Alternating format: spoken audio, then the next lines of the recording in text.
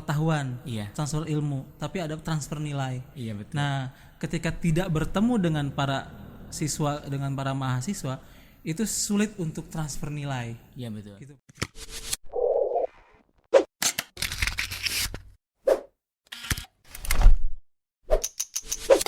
Assalamualaikum warahmatullahi wabarakatuh. Oke, berjumpa lagi dengan saya Riki Rustiawan sebagai pembawa acara di program acara yaitu Obras, obrolan bebas. Kali ini program acara Obras ini kita akan mendatangkan bintang tamu ya di tetangga sebelah di SMK Bina Kerja, yaitu dosen dari yaitu ITS Syariah ya, yaitu adalah seorang kemahasiswaan ya Pak, kalau nggak salah. Bidang kemahasiswaan. Ya, ke bidang kemahasiswaan. Oke, selamat sore Pak Cahyo. Sore, Pak Riki. Oke, terima kasih Pak Cahyo udah hadir di podcast. Terima kasih diundang. Obras ya. Oke, sama-sama. Oleh Obras. Oke, obrolan bebas lah di sini mah ya Pak Cahyo. Oke, di sini kita akan bincang-bincang mengenai tentang biografi tentang Pak Cahyo gitu kan. Gitu. Kita akan mengulik semua mengenai tentang Pak Cahyo gitu kan. Oke. Pak Cahyo bisa memperkenalkan diri. Oke, terima kasih Pak Riki. Saya memang nama Cahyo seperti orang Jawa Pak ya. Iya. Padahal saya asli orang Purwakarta Pak. Oke. Kalau orang Purwakarta berarti Cahya ya? Cahya. Harusnya gitu kan. Biasanya kalau Cahya itu nama cewek Oh di kita gitu. mah. Ya. Oh iya betul. Nah, orang tua yang ngasih nama Muhammad Cahyo Sucipto Agus Bangbang Hernowo April Suyanto Soekarno Putro. Alhamdulillah. Menih seur panjang gitu. Ada Nah, KTP keluar tak KTP? Di KTP disingkat jadi Muhammad Cahyo Sucipto gitu. Oke, Banyak yang nyangka saya itu adalah orang Jawa. Tapi Iya. saya aktivitas sekarang ngajar guru bahasa Sunda. Iya. Ya. Aktivitas di Bandung, di Purwakarta. Jadi nama dengan aktivitas keseharian itu Berbeda banget. Sama gelar juga beda, sama nama beda gitu ya. beda-beda Pak gitu. Oke. Gitu Pak. Oke, dulu lulusan mana Pak? Kalau S1-nya? Saya S1 di UPI, S2 juga di UPI dan UPI Bandung ya Pak? Bandung, di UPI Oke. Bandung. Jurusan apa Pak di Bandung? Di Bandung, nah ini karena nama aja sudah nggak sesuai, saya juga ngambil kuliah jarang yang sesuai Pak. Oke. Yang pertama, saya S1 pernah ngambil hukum. Oke. Yang nggak betah, kedua ngambil ekonomi. Akhirnya di UPI alhamdulillah lulus S1 dengan jurusan pendidikan ekonomi. S2 saya ngambil dua. Yang pertama pendidikan bahasa dan budaya Sunda. Iya. Alhamdulillah lulus. Yang kedua ngambil ekonomi syariah di Iya. UIN. Gitu Oh, Pak. berarti itu gelarnya panjang banget berarti ya? Ah. Punya gelar banyak banget itu ya. Oke. Liar Pak sekolah tuh. Iya. Kalau di kampus saya pengajar di metodologi penelitian, Oke. kemudian pasar modal, investasi dan pengantar ilmu ekonomi. Oke. Gitu. Tapi linear ya untuk Linear di dengan, kampus ya. Oke, cuman alhamdulillah. Kalau di sekolah ngajar bahasa Sunda. Oke, sekolah. Oke, sekolah ngajar bahasa Sunda gitu kan. Oke. Iya. Kalau Cahya rada kumahanya. Namun Cahya kan ada Nama cewek. Dulu saya pernah punya guru namanya Bu Cahya. Oh gitu.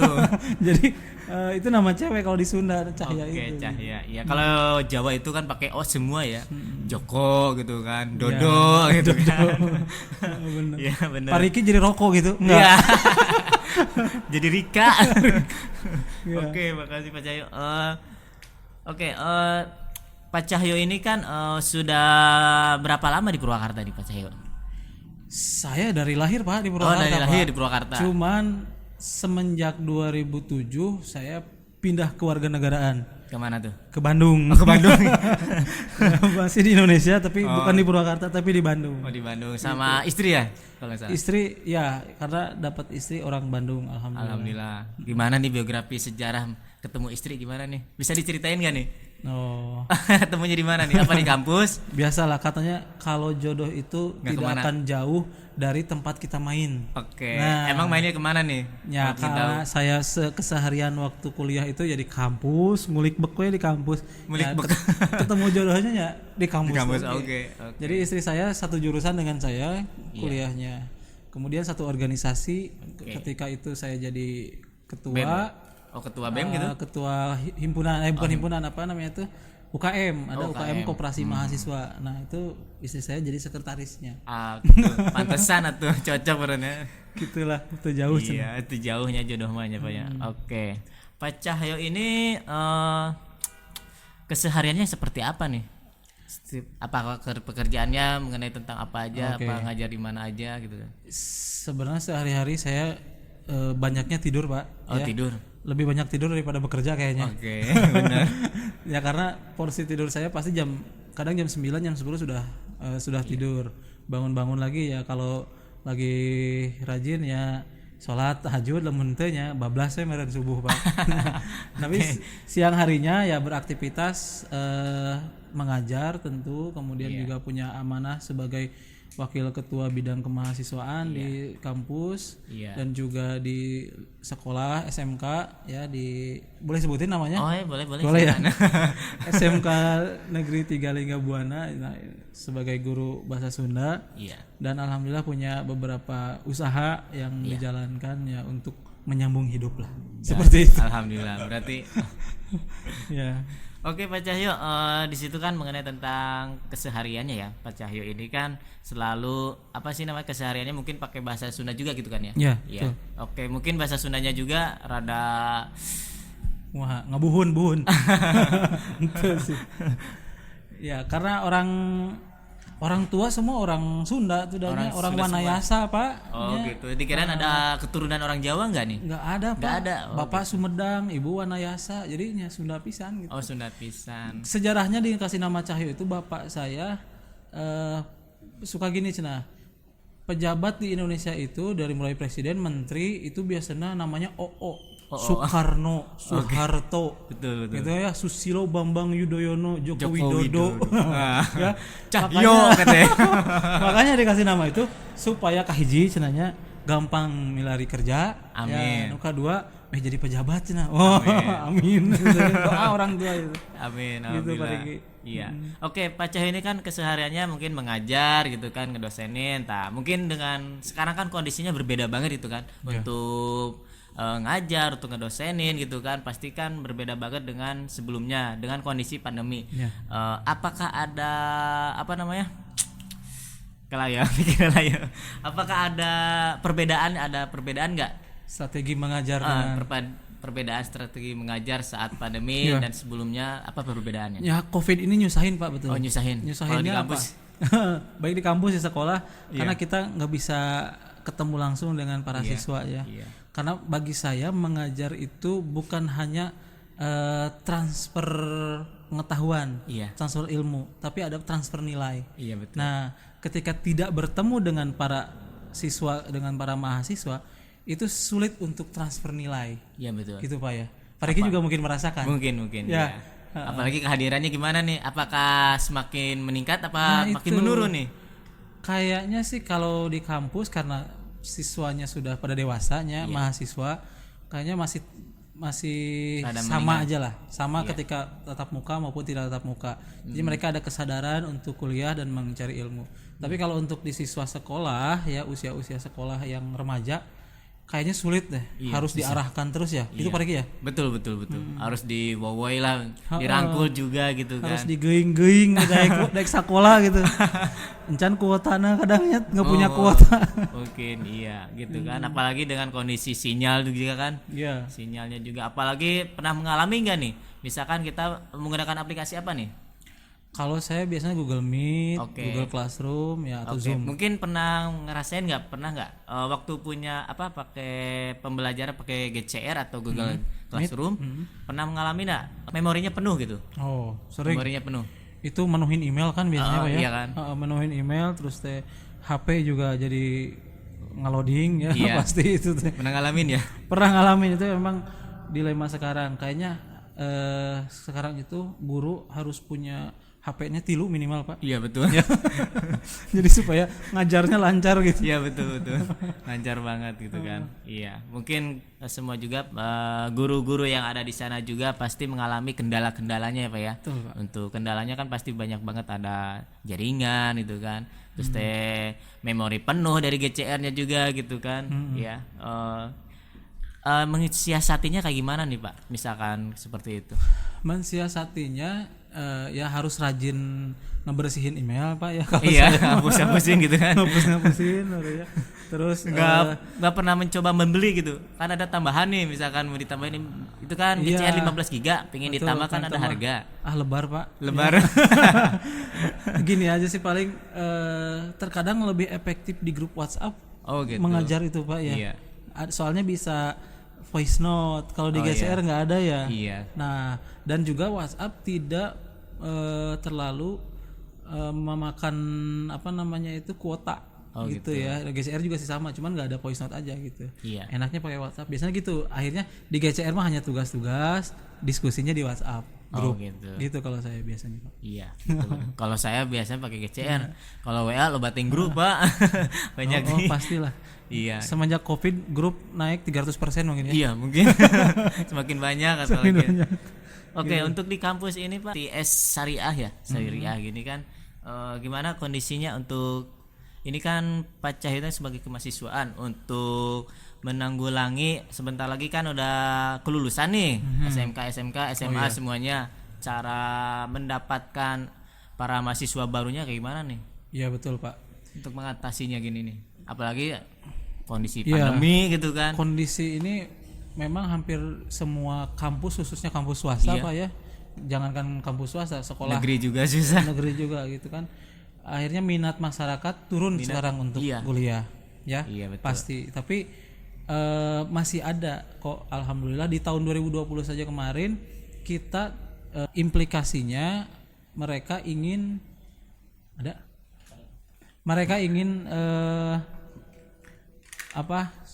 berkuliah sambil kerja karena kan kebanyakan masyarakat di kita itu sadar akan kuliahnya masih rendah Pak ya. Iya. Tujuannya pasti ingin bekerja langsung. Iya, betul. Tapi kan lapangan pekerjaan sekarang sudah susah sekarang. susah Pak Iya, ya. betul. Nah, perusahaan pun berpikir bagaimana mendapatkan tenaga kerja yang masih muda ya, tentunya Masih fresh. ya, bertenaga besar lah. Nah, dan juga mau untuk berkarir, makanya kerjasama itulah namanya kuliah magang. Iya. Berapa magangnya berapa tahun nih? Sampai dia lulus. Oh, sampai dia sampai lulus dia kuliah. kuliah S1, dia D3. ya S1. Oh, S1.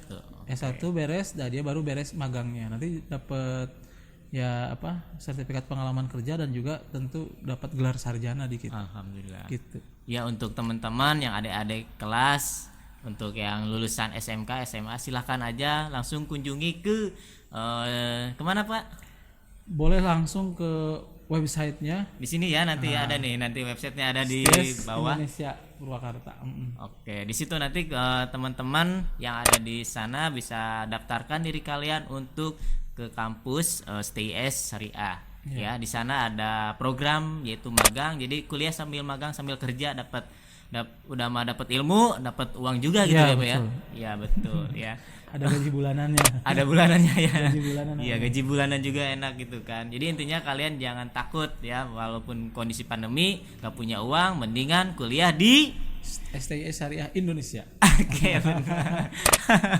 Oke. Sekalian promosi ya.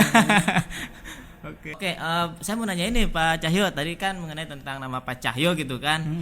Saya pengen tahu biografi waktu sekolahnya SD-nya di mana nih? Oh ya.